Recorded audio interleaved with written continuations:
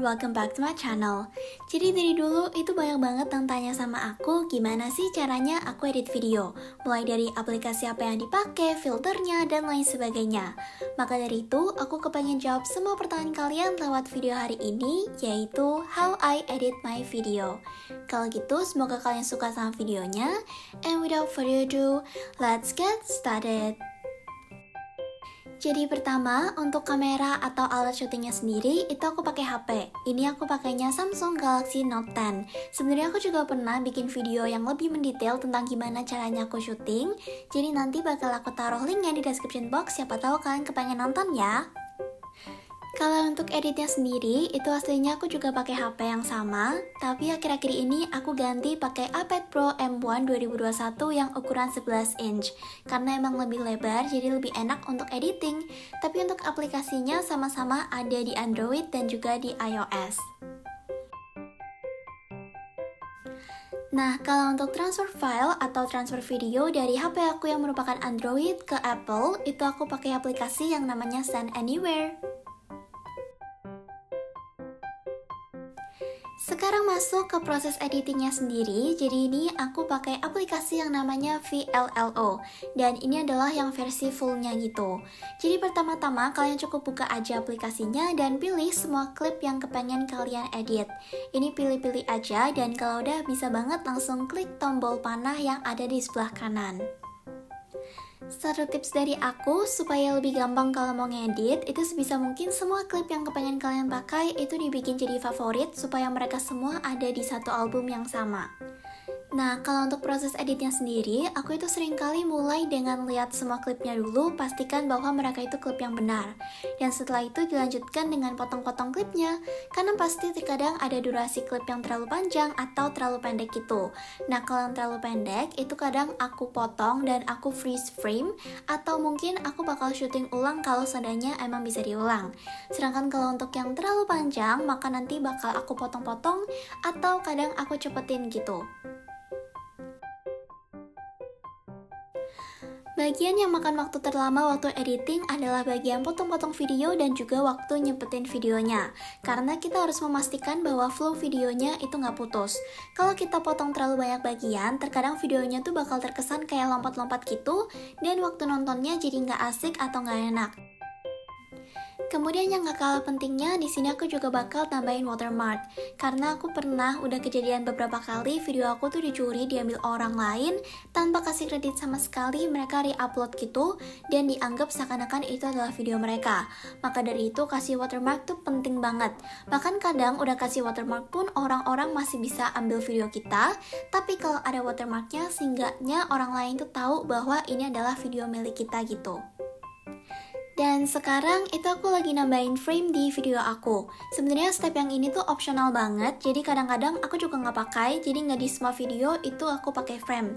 Tapi kalau emang lagi kepengen pakai, maka biasanya aku bakal pilih yang menurut aku cocok sama vibes videonya. Dan karena frame itu kan nutupin sebagian besar dari layarnya, maka dari itu klip videonya sendiri bakal aku resize alias aku kecilin supaya nggak ada bagian yang kepotong. Lanjut, di beberapa video mungkin kita perlu teks atau tulisan gitu untuk menambahkan informasi dan juga supaya informasi yang kita sampaikan itu jauh lebih jelas. Maka dari itu, di sini aku bakal tambahin teks aja. Beberapa font yang aku suka banget pakai itu ada Made Gentle, ini yang regular. Kemudian ada juga Futura Handwritten, dan yang terakhir itu ada Kodomo Rounded.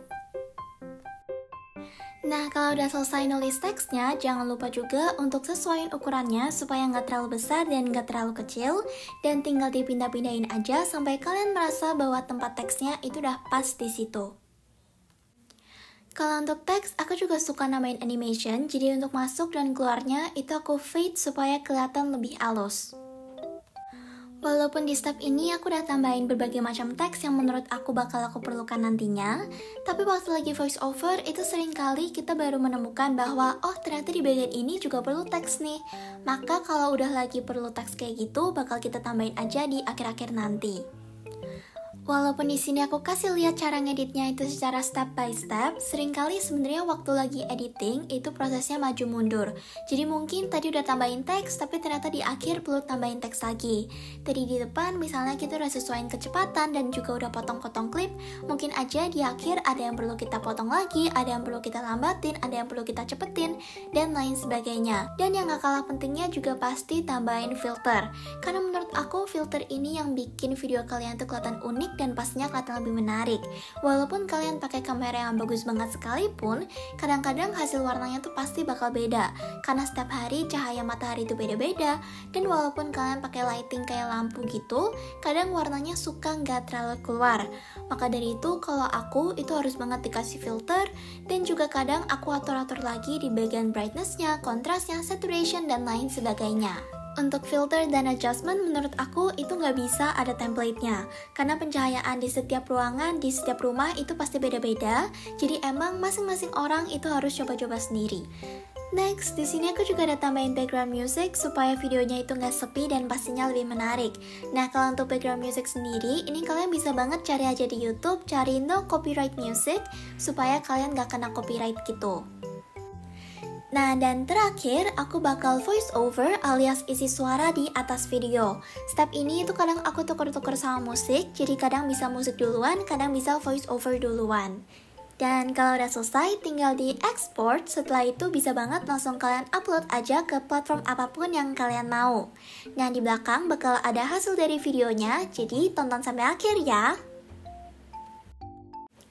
Hai semuanya! Buat kalian yang suka crafting dan kepengen coba untuk bikin clay craft, tapi bingung cari bahan-bahannya di mana dan gimana cara bikinnya, di sini aku ada solusinya.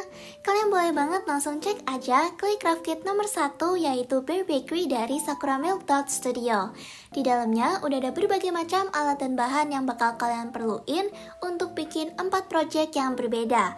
Projectnya apa aja sih? Project pertama di sini ada keychain yaitu Bear Mochi. Nanti juga ada tutorialnya, jadi nggak perlu khawatir. Kemudian selanjutnya selain keychain di sini juga ada magnet loh.